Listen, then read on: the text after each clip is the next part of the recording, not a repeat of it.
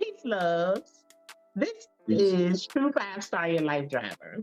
Welcome to this edition of Wild Truckin, sponsored by Truckin.ee. Again, I am True Five Star, your host, and I have a special guest this evening.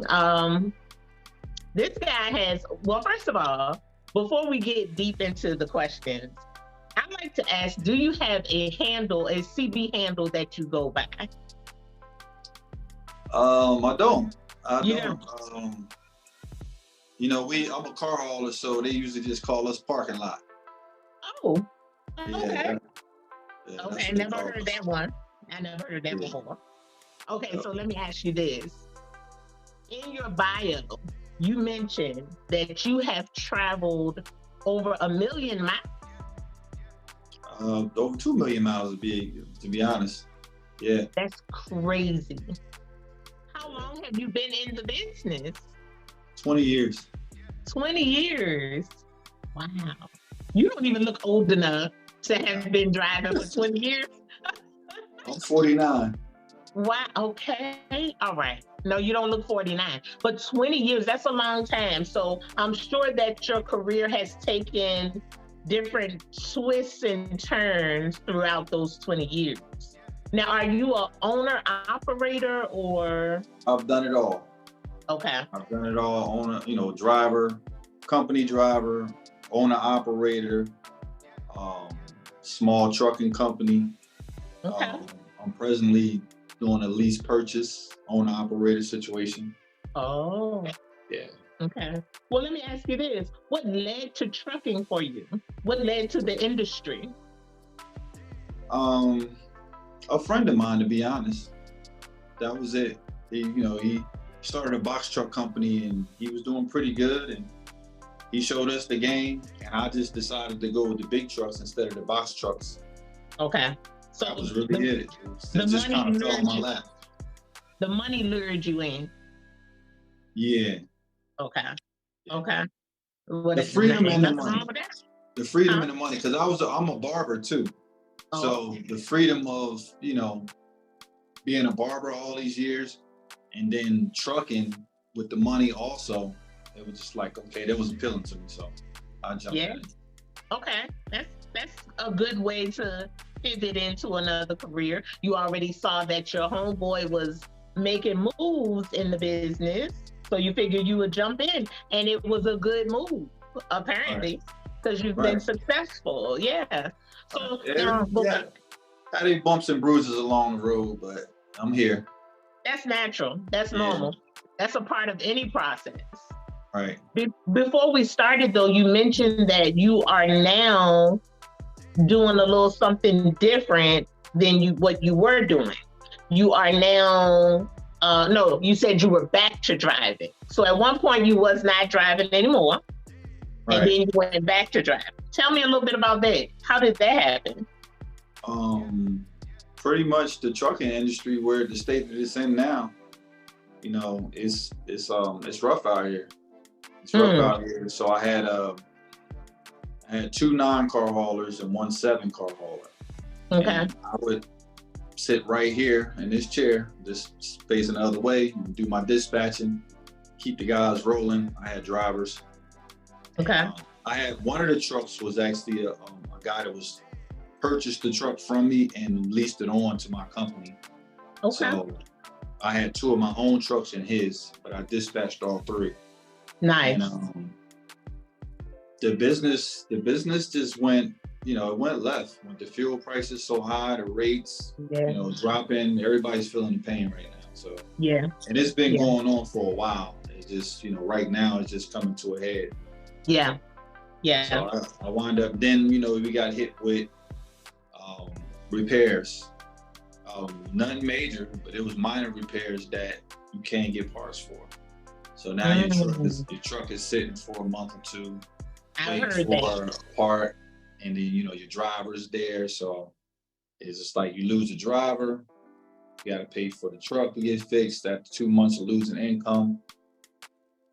And then one of the trucks, actually the engine went, so that was like catastrophic. Yeah. So that kind of led me back into the truck. And, That's where Well, I'm at now. I'm outside. okay, so you back outside. But tell Outside. me this, when did you pivot from the driver's seat to dispatch? Well, I always from day one, I've always ran the whole show.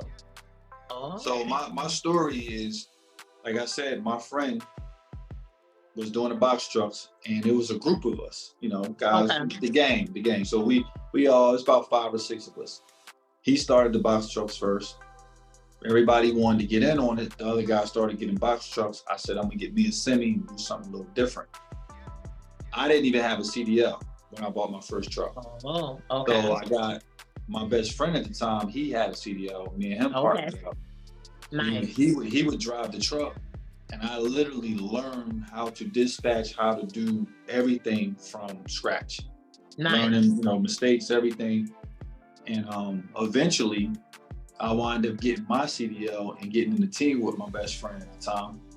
And we ran team for a while. But while he was driving, I was over there on the laptop, or we'd stop at the, because back then you had to stop at the truck stop, put the Wi-Fi on, get on your laptop, and then, you know, print it out, or, you know, something like that. But yeah, so that's how I started. I just came right out the gate with it. I just learned how to prep. Yeah. That's a beautiful story. That's a boss testimony. Right. Boss testimony. We didn't have no choice back then. We didn't have a lot of these resources like we do now. And to get the information that these guys are getting now, like from your platform right here, a lot of people are going to learn from this interview. They're going to learn something. We didn't really have this back 20 years ago. Okay. You know, I think maybe a few years into my trucking, we had MySpace. You know, wow. Yeah. So you went way back. You had to go to the day room at the truck stop and talk to the truckers if you wanted this type of information. Okay. Which was a beautiful thing. Mm-hmm. I've heard truckers say the same thing, like the culture, because I believe trucking is a culture. Yes, it is. You agree? I do. Okay. So I've heard truckers say that the culture has changed tremendously in that way. One aspect was in that way, that drivers used to spend more time, like, you know, congregating and learning from one another, and you know what I mean? Enjoying each other's company outside of the truck. Now drivers are becoming more, I call it truckerized. I've heard several drivers tell me that, you know, it's just way different. Like, drivers don't look out for one another like they used to. They don't, you know, sit around and just, you know, shoot the git. One driver said, we used to sit around and laugh and joke and tell lies, you know. He was like, they don't even do that anymore, you know. So I think that's a interesting turn of the culture, you know. But it just reflects what's going on in the world, period. Yeah, well, you know why that happened. Why? The everything that you just spoke of was a thing when I first started trucking. You know, you park at the truck stop. You know, you have groups of guys standing around talking. You have day room, watching the games, laughing and joking, talking, working on trucks together. Yeah. All of that. There's one simple thing that took all of that away. What? It's called the ELD. Oh, the ELD? Wow. Because the timing, my trainer, I interviewed my trainer recently, and he mentioned that. He mentioned the difference in the timing. Yeah. Talk about it. Yeah, the ELD stripped the camaraderie out of trucking. Wow. And that's the simplest way I can put it. It's like, you know, we talk on the CBs, we might see, if I see a guy that's broke down, you know, I'm gonna say Interstate 8 down in, you know, Mexico, where you lose service. That's just off the top of my head, one of the places where you lose phone service. And you rely on your CB. And he could be over there on the side of the road with his flashers on. Now, if this was 1990, he'd get on, you know, on the CB. Hey, drivers, you know, I need some help. Anybody going westbound, mile markers, et cetera, et cetera. Eventually, somebody's gonna pull over and help them out, right? Now, Even if we wanted to pull over and help them out, that got that clock staring at you. That clock is telling you can't pull over and help this guy out. And you don't even know that he only needs a jug of coolant. And you got 3 of them in your truck. And all you had to do is just pull over and give it to him. Yeah. Wow. But when that clock is staring at you and you know you got an appointment time, that clock is controlling everything that you do. Yeah. That's why you see guys racing into the truck stop doing 30, 40 miles per hour. Because that clock is about to tick out and they don't want to get a violation. Yep. You know, so ELD really took it, and you know, I go deep on that stuff. So it was never about safety. It was always about money in America, period. So it was never, it was always about, even in the playing field, because you have companies like Swift that are a mega carrier, right? But their trucks are governed at 62. They had onboard logging devices. There wasn't ELDs then, right? So they were still under those restrictions. But then you have a small fleet owner like myself or some of my friends that I know that got multiple trucks. You as a driver would find us more appealing because our trucks are not governed. We run paper log, and you can get out there and really you can make some money. Now, you'll have certain people be like, oh, well, you running paper log, you fudging your log, you cheating, you doing this and you doing that. And I'm always one to argue it because, yeah, you might fudge a few minutes because you got caught in traffic or you had some type of delay, right? The paper log was safer.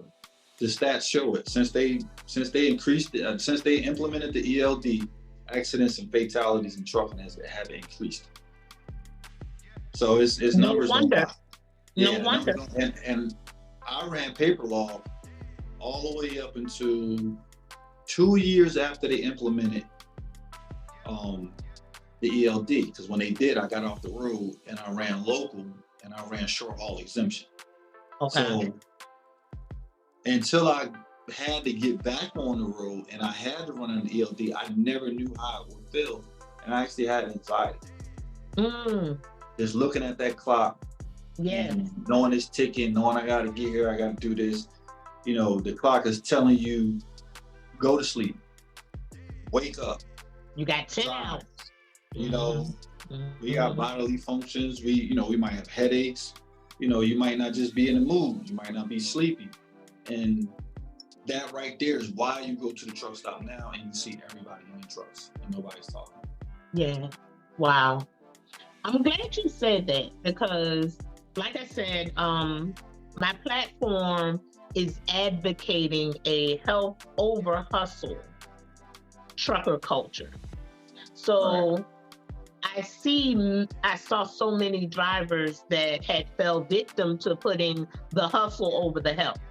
And it put me in the mind of like a robotic type of, I felt like they were enticed by the hustle, right? Which I'm sure that's the case a lot of times. But now that you say what you said, I'm sure it's just as much of a pressure to be within the time, or whatever. Now, that's who I am is I'm not going to allow myself to be pressured, but so much. Right. Me and my driver manager had many a conversation. I'm like, I'm going to be safe first, that period. Right. I'm going to be safe first.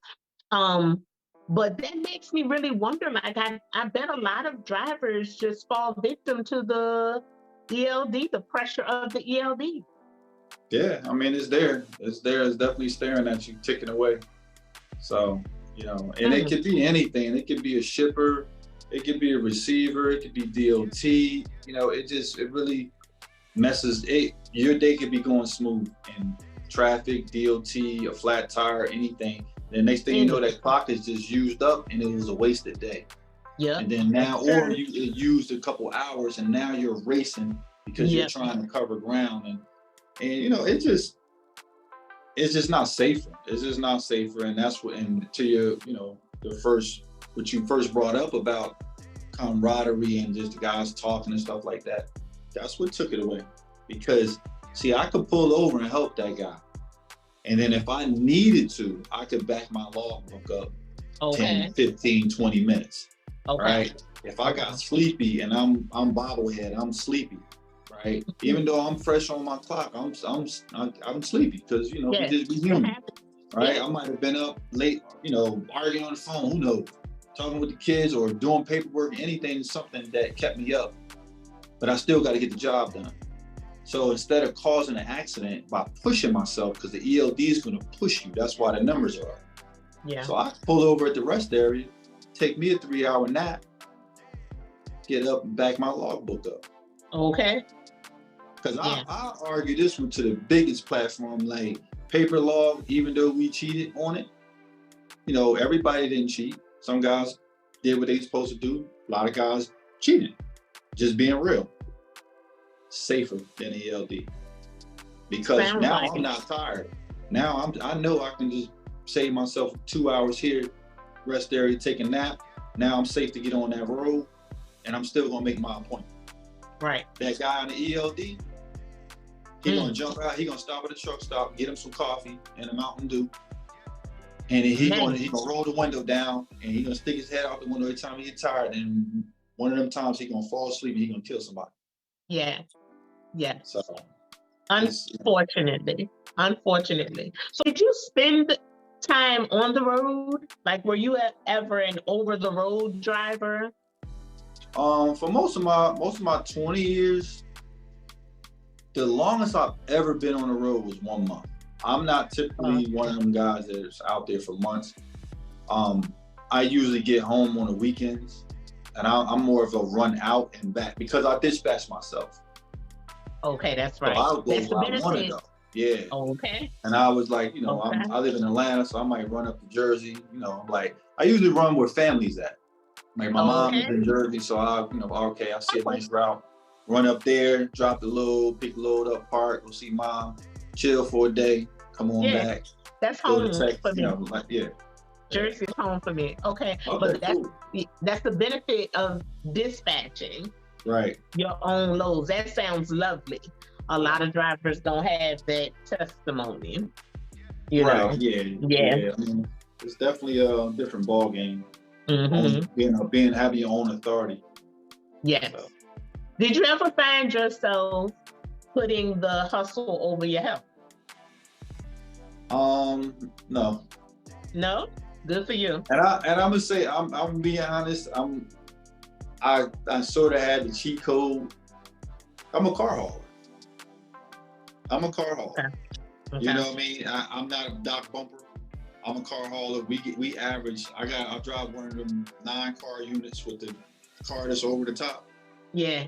And when you load those, by the time you go out there in the auction or in the grids and get those cars, bring them back, stage them, load them, walk around and climb all over that truck, strapping them down, you got at least 10, 12,000 steps.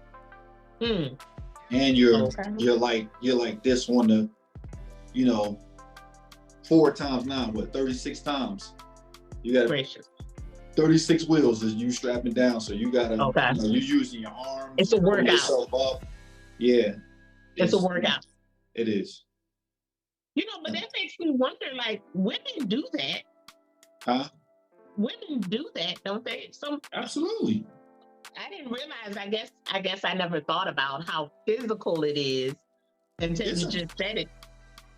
It's a technique to it. It's not like you have to have man strength to do it.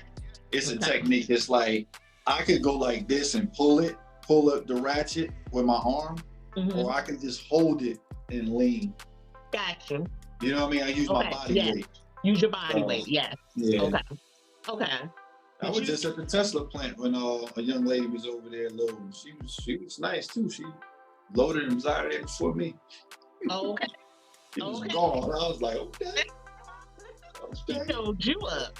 Yeah, she did. She did. So, are you concerned with the direction that trucking is going in as an industry, or do you feel hopeful? You know, do you have an insight that maybe I don't know about or whatever, something you can offer out to those who are listening. I'm sure you give it a lot of thought. Oh, I mean, I have the answer to that question. And the answer is, it's not looking good for the future. And I'm gonna start with this. 20 years, and I've been talking about this recently because of everything that's going on in trucking. And I'm seasoned enough to know why things are happening, but a lot of the new people are not. So I'm when I break it down to them and I tell them, I said, 20 years in this game, there hasn't been 1 year that trucking was better than the previous year. Okay. When you go back and you look at your time in trucking or somebody you know, and you ask them that question, the answer is going to be, it might not be a drastic downslide. It might be, it might be so minute that you don't even realize it until 2 years later.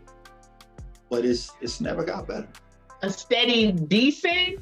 Yes. Trucking has never gotten better since the early 70s. Wow.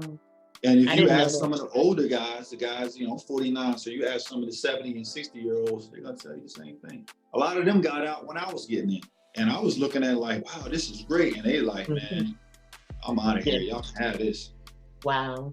Because every year they're implementing new rules and regulations. They're in your pocket in another shape, form, or fashion. I think now more than ever. Absolutely. ELD. You know how much money they make off of that? Like, that was a money grab itself. That's just another way to find people to audit them and, come in and let me check your ELDs. And,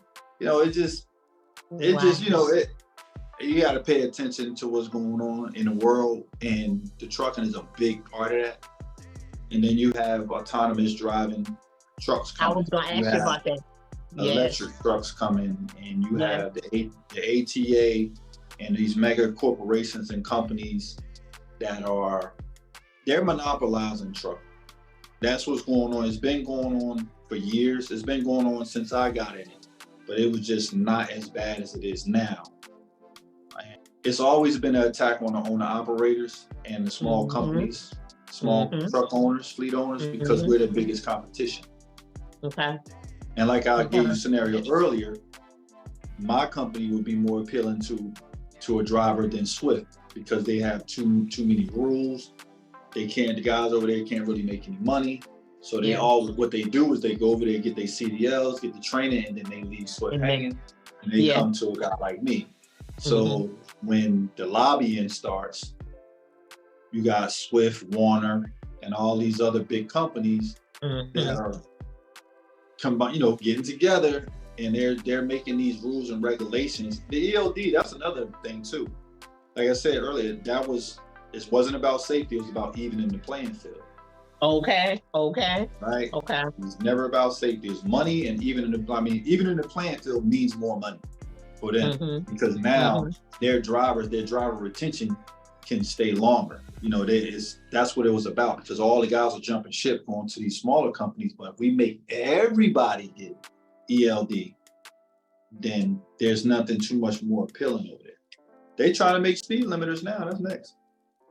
What? What do you mean? Speed limiters on the trucks. You mean governing? Yeah. Speed. They call it a speed. It's a speed limiter law that they're trying to get passed. It's like in second stage or something like that. Oh, you're not saying like where the trucks are governed. You're saying like we can't drive over. No, they're governed. Yeah, they're going to be governed. The speed limiter law is going to have to make the trucks governed at 60 miles per hour. Oh, all trucks. All of them. You're not saying like I've driven for a couple of companies and one was governed at 65, the other was governed at 72 or whatever. You're not saying that. That's crazy. Now that's gonna be a game changer. Yeah, it's gonna be. But the thing is we live in an evil world. We live in an evil world. When you look at stuff like a logical person, me and you can sit here and have a conversation now, and I can sit here and tell you that 60 miles per hour for all trucks is going to cause all kind of chaos and mayhem and deaths on the highway. Death? Okay. It's gonna cause a lot of death on the road. Why would 60 miles per hour cause death? All right, so here it is. You have, let's see, west of Dallas, 20 east. Speed limit is 75. At some points it's 80, right? So you get a car, you got cars going, you know, if the speed limit is 75, you know the car's gonna do 80. The speed limit 80, the car doing 85, 90. So you got a car traveling at 90 miles per hour, right? And then you have all the trucks that are on the road in the middle and right lanes doing 60. Okay. They can't do more than 60. But your truck, it's got 40,000 pounds on it. My truck only got 20,000 pounds on it. A slight incline, so you know we got to pull that hill. So I'm trying to get around you. So when I find an opportunity for one of these cars flying by, because at a car doing 90 versus 60, it's almost like you sit still, like. All right, then you mix a little bit of texting, cell phone action, and then that truck comes over, and this car can't measure the stopping distance. Now they decapitated from the DOT bar on the trailer.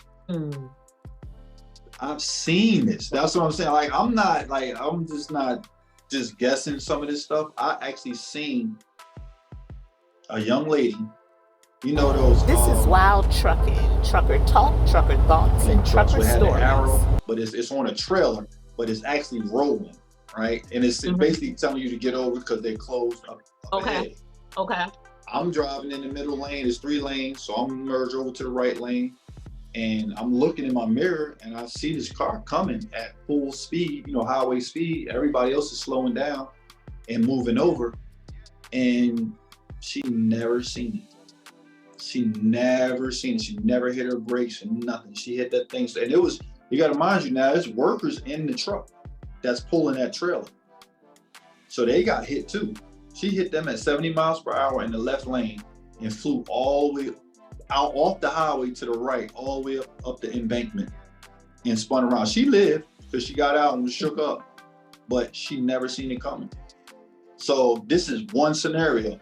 Now, if you take trucks and make them all 60 miles per hour all over the highways, all over the United States, how many times do you think that's gonna happen today? Well, tell me how to pronounce your name. You didn't give me a CB handle. AZMAR. AZMAR, okay. I thought so. I didn't want to mess it up though. AZMAR. AZMAR, I usually ask for a story because this is Wild Trucking. Trucker talk, trucker thoughts, and trucker stories. The good, the bad, and the gory. I usually like to ask for a trucker story. That was crazy. Right. Because the suspense of that, I'm glad you said she got out of that. I'm surprised. Yeah. I'm shocked. She was in a daze just standing there. She jumped out. She probably was just running off adrenaline. I've seen 2 million miles on the highway. I've seen just about everything. Give us a story.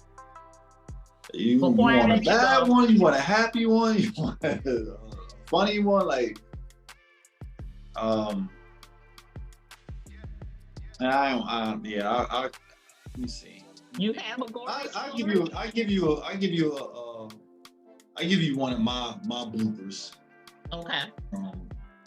So this is when I was doing hot shot. Hot shot is, you know, the pickup trucks with the 4-car and 3-car trailers.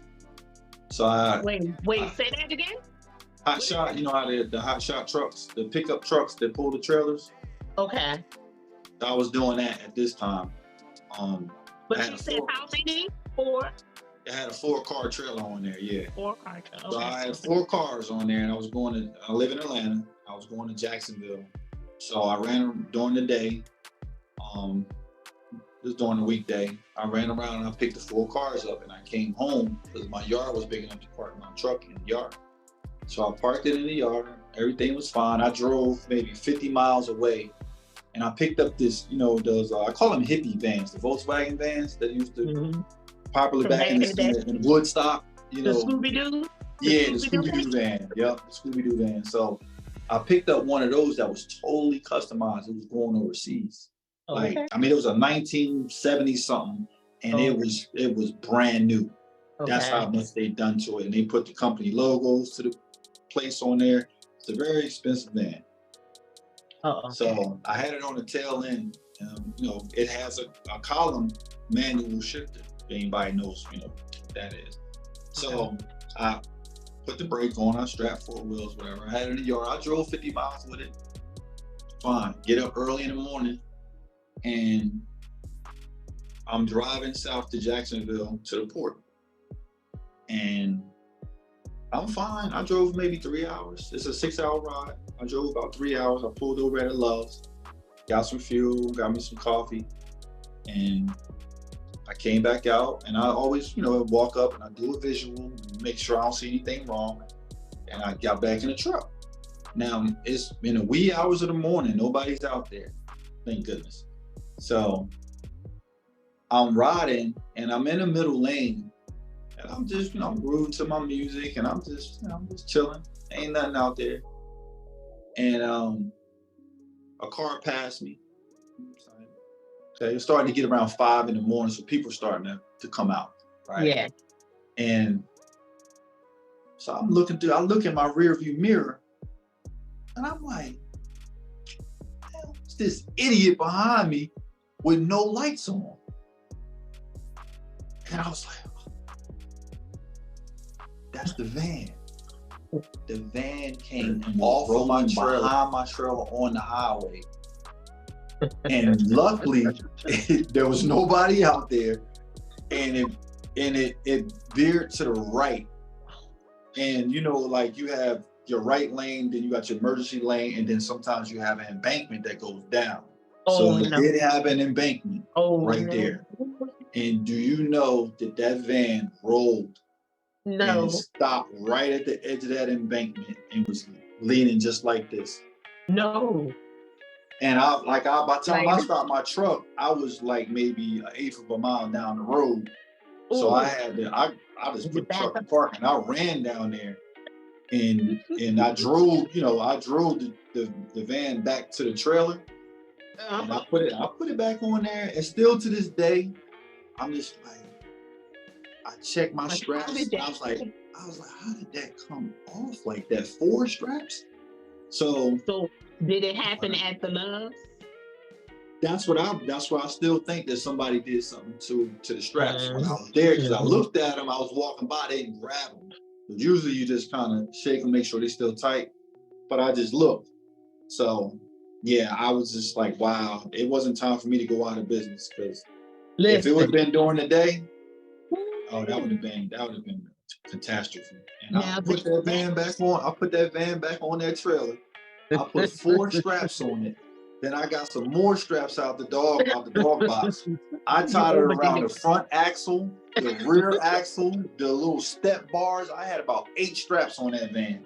And the only thing, it actually scratched the bumper up under the bumper, because it was a 70-something van, steel bumper. So when it came off, I have a dovetail on that trailer. So when it came off, it just smacked the bumper a little bit from the bottom and just bounce and roll. But I'm literally like, this guy behind me with no lights on. Oh, I'm like, that's the van. I was like, oh my God. Yeah, hey, I got 1,000 stories though. Man. So you gotta write a book just about the stories that you had. That's a good idea, because I got a lot of them. A lot. I'm sure.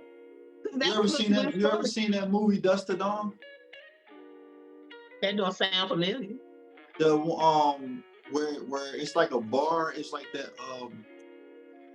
It was like a father, a son, and a daughter. They was in the little RV traveling across country, and they stopped at this bar, and the bar was vampires in it. Oh man. Yeah, it was vampires in there, and it was like I watched that movie a few times. You ever get bored, just check it out. But I was driving through New Mexico, and I seen a spot like that, and I was starving. Like I was on the back roads, and I was starving. You went to it. And you went to it. I didn't. No, because I watched that movie, and I was just like, I drove, and I literally slowed. Now, mind you, it's desert out there, so there is no like it was the sign, and the sign was half broke and it was flickering. So I'm not open, but not just open for business at all. It's like it was ran down and closed. So I seen a little dusty pickup truck in the parking lot. So I'm like, well, maybe this thing is open. I slowed down, I'm looking, and as I'm looking through the window, you can see like dim bar lights. It just looked really, really dingy, right? And I seen this old guy, he was like hunched back, like and he was just creeping across the bar. And I was like, oh hell no, I was putting in gear so fast. And I was looking around, I'm like, that would have been it for me. Yeah, there's no electrical wires going to this place. I don't see nothing. He's just out in the middle of nowhere. Literally nowhere. There's nothing but tumbleweed and cactus in this restaurant. There was no power lines. There was nothing. I'm just like, no. Then I thought about that movie. I was like, no, I'm not going on. What'd you do? I kept going. Yeah, I was on my way to Montana. I kept going. Yeah. No. Because, now, I've never been to any places quite as interesting as that, because I kind of stayed regional, Southeast regional for the most part, right? But some of those places that I did have privy to as a driver that I would have never been to had I not been out there driving a truck. Hey, it is some pockets in this world that if you're not out there, you have no clue. Right. Right. The spooky don't hit one of them sundown towns. Listen, them spooky pockets. No. You know where the sundown town is? Yes, I do. Yeah. But let me tell you this: you automatically think that's down south only. No, I was in Jersey, and I was like, I finally found somewhere to park. I parked at a Wawa's. I wasn't. I was bobtailing. I dropped my load. Right. And I say, okay, I'm gonna dump off right here. But I could feel the tension. I didn't get out of my truck at that Wawa. Yeah. I stayed in my truck, got a little sleep, and was out of there. And this was in Jersey. Oh yeah. You can feel the energy. You can see, like, you feel the people, the beings looking at you like, what you doing here? You don't belong here. You're not welcome here. Oh yeah. I had a guy, it was somebody else's story. It wasn't mine, but he was just telling me, like, he got to a shipper and he was late for his appointment. And he asked the guy at the guard shack. He was like, hey man, you think I could just camp out here until tomorrow? They're gonna unload me tomorrow since I missed my appointment.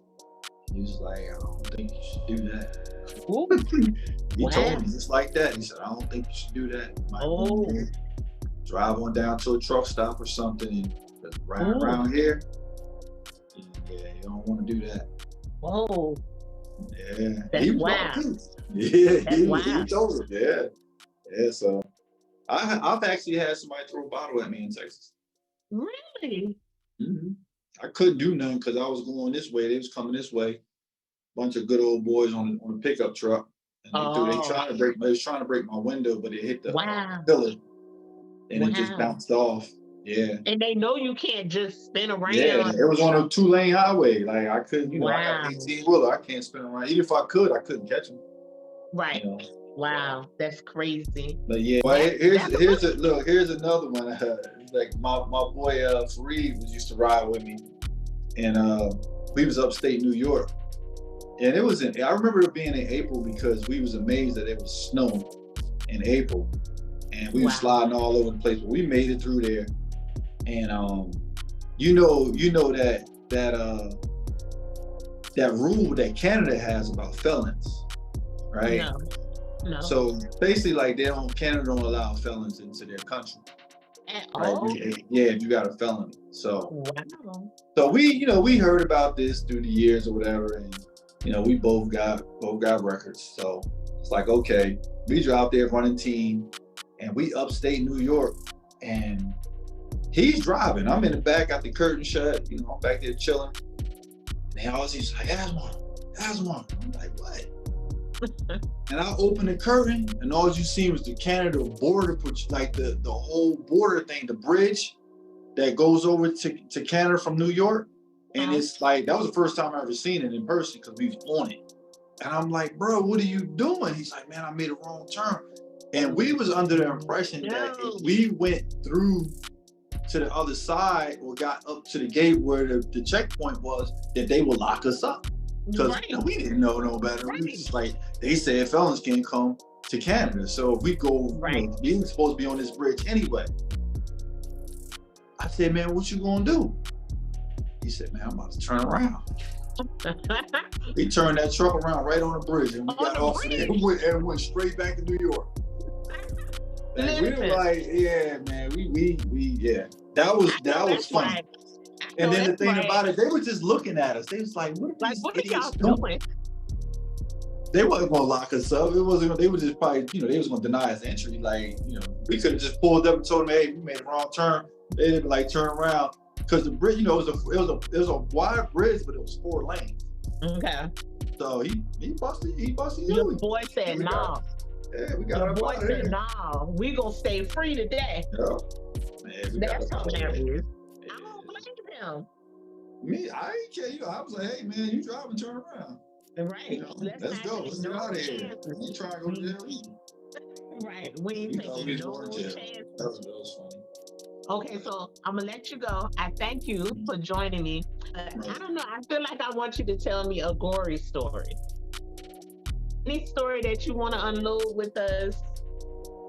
When you say glory, like, what do you mean? Like, no, gory. Gory. Oh, gory. Oh, I got. Yeah, I have one that sat me down for about 6 months. So, do you wanna read? Yeah. I'm fine now. Okay. It was what year is this? 23. This was probably 17. Yeah, I think it was 2017. I just picked up in Elwood, Georgia. I had a government load, some Army guys' cars going over to LA. Picked them up. It was Christmas Eve. And I was headed out, and I was on 20 going through Douglasville. Okay. And it was, you know, it was moderate traffic. It wasn't like jam packed. We was running about 50, 60 miles per hour, but it was, you know, everybody was spaced out. And I was in the middle lane, and I seen this champagne Buick LeSabre, and he was just, I seen him, you know, I'm always watching my mirror, so he's like bouncing from lane to lane, flying. My first thought was, like, damn, who he running from? You know, I'm looking for the sirens. I'm like, is he running for the police? Because he's driving like a madman. So he gets up on the left side of me. He flew past me, and he went from the left lane, all because there was a car in front of me. So he cut in between us, and he went all the way over to the right lane. But there was an F-150 in that right lane that was traveling a little faster than me. So when he came across, he hit him so hard that the cars became one for a second. And they took the first tumble together, and then the Buick shot in the air. It shot, you know, the green highway signs? Mm-hmm. It knocked that down. That's how high them cars were. That's how fast he was going. That's how hard that impact was. That the cars, once they entangled, they bounced, and they went through the green sign, knocked that down. The F-150 then fell on its roof and slid down the embankment. After it tumbled a few more times, it was on its roof. The Buick knocked the tree down, and then the second tree stopped them, and the car just slid down, but it was right side up. It was all mangled up, but it was right side up. I was the first one. It happened right in front of me. So I immediately pulled over and I stopped. And my first responder. Basically, yeah. And so my first thing was to go to the innocent person, the F-150, because he was minding his business, and come to find out, it was a 74-year-old grandfather on his way to see his grandchildren for Christmas. And I ran down the embankment, and I was trying to get the door open. to pull them out. I didn't know if the truck would catch on fire or what. And when I looked, I couldn't get the door from the damage. I couldn't get it open. But when I looked down, my feet were covered in blood. And I was just like, at that point, I still didn't this all happened so fast. So I didn't, because I get I'll damn near faint when I go get a meal. So I don't know. I found all that out later. All the information about who he was and everything, because they wanted a statement. So I ran to the other guy. At this time, a lady had pulled over, 2 more gentlemen pulled over. So we actually ran down there and was trying to get him out the car. And I'm talking to the windows busted or whatever. So I'm on the passenger side. He's in the driver's seat and he's still alive. So we trying to save him. And I'm trying to get the doors open, but we couldn't. It was wedged up against the tree. Guys come down, we rock the car, we lift it up and get it off the tree. So now we're trying to get the door open. But as I'm talking to him, I'm like, man, hang in there. The lady called the ambulance, people were pulling over on the highway. So he's like, we got help coming. He's looking at me and he, you can tell he's like, he knew what I was telling him. And I'm just like, hang in there. And I'm trying to just keep talking to him, keep him stimulated, whatever. And he just started hemorrhaging. He was looking right at me, just died. And after that, I finished that route to California. When I came back, every time I went to sleep, I kept seeing it. So I stopped driving for 6 months. Then bills forced me back, but I was, even still, I still was like, I was still a little shook up about it because I couldn't and that's why I remember what kind of car it was. That was years ago, and I can tell you exactly what kind of car it was. Did you ever talk to anybody about it? Not any professional people. I talked to family members and stuff like that. But, okay. But yeah, it's rough out here on this road. And it's like I see every week that I go out, I see an accident. Every week. It's no exaggeration. Every week. Some are worse than others. You know what? A major thing that you said, I finished my route. Yeah. You know how many drivers have told me like all kinds of stories? I'm talking about even being physically ill. Mm-hmm. But I had to finish my route. I'm talking about in the hospital. And they telling you, okay, we need to monitor you, whatever, because something's going on. And they like, but I got to finish my route. I got to take this load. Yeah. That's hustle over hell. Yeah. And the bad thing about it is when I got to California, it was another accident where a car burnt up. So I was like, I think they lived, but it was just the point. And I was just like, man. The trauma. I was like, when I get back, I'm taking a break. Very triggering, and I hope we didn't trigger anything. Just no.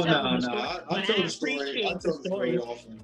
I tell the story often now, like, because I just, I do a lot of mentoring on Instagram and stuff like that. Talk about that, because your platform is a big deal. You do offer a lot of mentoring and guidance to drivers. Yeah, consultation. I do consultation because I've done a little bit of everything in trucking. So, except for tanker. Okay. Tanker and heavy haul. Those are the 2 things I didn't touch. But 20 years, over 2 million miles. I've done a lot of commodities. So I have a hotline, a consultation hotline where, guys getting in the game or anybody that's just got any questions about trucking, they can hit me up on that. And my specialty is car hauling. So I have a mentorship program for guys that's trying to figure out how to get in the car hauling business.